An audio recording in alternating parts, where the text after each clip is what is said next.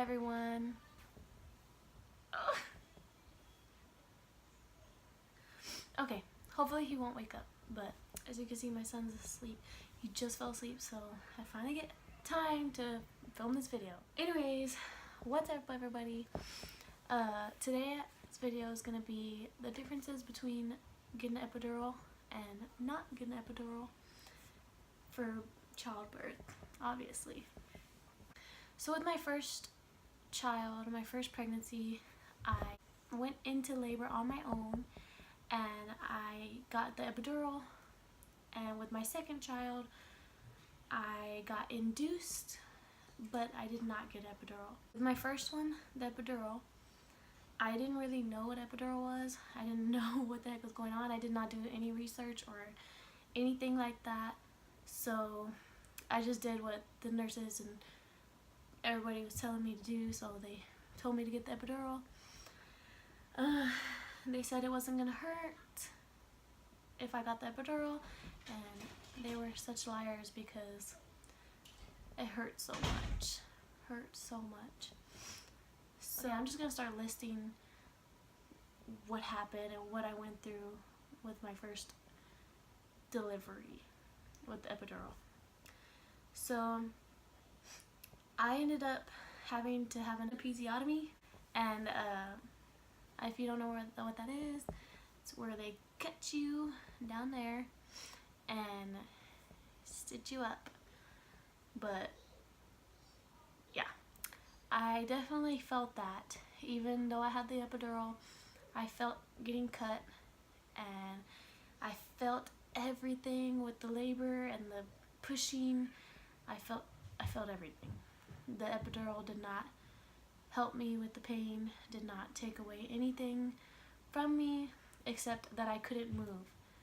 I could not move my legs. I could not pick them up. The nurses literally had to hold my legs up for me to push, and I could not move them. I couldn't. They had I think it's a catheter that they made me use because I kept wanting to go up and use the restroom, and they were like, no, you don't have to pee, you don't have to pee. And I was like, okay, but I do have to pee. And so they put the catheter in, I guess that's what it's called, and like pee started coming out, obviously, and they were like, wow, you did have to pee. Yeah, so I wasn't able to leave the bed because of that thing. So I was forced to stay into bed. I could not move. I could not walk anyways if I wanted to. I didn't really know what was going on like the whole time. I just knew that I was in a lot of pain, and I was like, okay, this thing that was supposed to help me is not helping me at all. And my back was killing me. Like my whole body was shaking. Whew. I don't know. I was so drowsy. I didn't know what the heck was going on, and it took me a long time to dilate, even though I think they say when you get the epidural it's supposed to go faster, but that's not how it was for me. I went in there at like 1 centimeter. I went in there at 1 centimeter dilated, and then it went to like 1.5, and then 2, and then 3, 4, 5, 6, 7, 8, and then at 8 I jumped to 10. But it's like it went through all the numbers, and it was just taking forever. It was taking hours. I was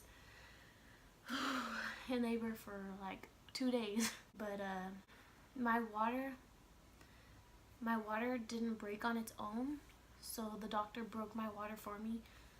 And at that time I didn't even know what a mucus plug was, so I wasn't looking out for it, and plus I was stuck to the bed anyways. But yeah, he broke my water, so I don't know if my mucus plug came out on table or the bed, whatever, or if it came out before. I really don't know. I had to stay there for 2 days after the birth, I think it was, and it was real hard for me to like take a shower and walk around and stuff. So the nurses had to keep helping me. So the second time around, I did not want to get an epidural at all. Like, I knew that it was so painful. Like, if I'm gonna be in that pain anyways, why am I gonna be drowsy the whole time? Why am I gonna make myself drowsy and not know what's going on, you know? And so for my second one, I did a lot of research. I watched a lot of videos. I asked a lot of people about what it's like without a epidural. So with the second one, I was sure that I didn't want an epidural. I was very positive. Like, oh well, if it hurt. I wanted to know what was going on with my baby and my delivery. So with my second one, I actually got induced 5 days early because I just wanted him out. And I got induced, so I went early in the morning. Okay, sorry about that. I really don't know where I was because my son woke up, so yeah. Anyways, okay, I got induced 5 days early because I wanted him out already, and I gained so much weight, so I was just like tired of being pregnant. You know how that goes. So I got induced, but I didn't have an epidural. So with this birth, I went in at like 4 in the morning, and at like 4:30, they gave me the Pitocin to start contractions and start the labor process. And it didn't take very long. It took like 8 hours, I think, for me actually getting the medicine to popping him out. So I did tear a little bit. I didn't have to be cut. I don't know if it's because I had a baby before or what, but I had multiple small tears. But I could feel everything, of course, since I didn't have any medicine or anything. I felt myself tear. I felt everything that was going on. When I was going through the labor, I could walk to the bathroom alone any time that I wanted. I just had to unplug these things and just walk to the bathroom and walk back. So I could move, I could walk around, I could do all that stuff. I can go to the restroom as many times as I wanted. I went from like 1 centimeter to 2 centimeters, and then 4 centimeters, and then 6 centimeters, and then from 6 all the way to 10 centimeters dilated. So I dilated way quicker.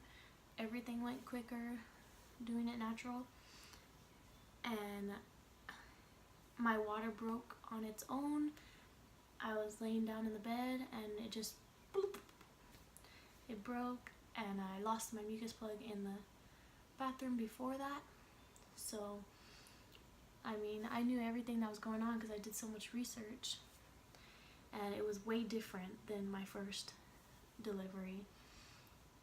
So I could feel everything just like I did in the first birth. Like, there was no difference in pain from having an epidural and not having an epidural. The only thing that was different was that I was actually aware of everything. I was knowing everything that's going on. I could walk anywhere and get up. I can move around, twist around, whatever I wanted to do. I could lift my legs to actually push them out by myself. I'm not saying what you should do in your pregnancy, if you should get an epidural or not. That's your choice. Or if you should get induced or not, that's your choice. But with me, not getting an epidural was like the best thing I did. And with this baby, I'm not getting an epidural again. I'm gonna do it all natural, but I'm not gonna get induced probably, unless I go like far into the pregnancy and I'm just sick of it, you know? So I plan to not have an epidural, and I wish I never got the epidural in the first place. But in my experience, I was so much better off without the epidural. I liked knowing what I was doing, knowing what was going on, being able to pay attention to my baby and not be so drowsy, and the pain was still the same, so you gotta just take it. But that's my story, so good luck if you're pregnant and you're watching this, because I'll be going through it again, so I know how you feel. And thanks for watching. Bye.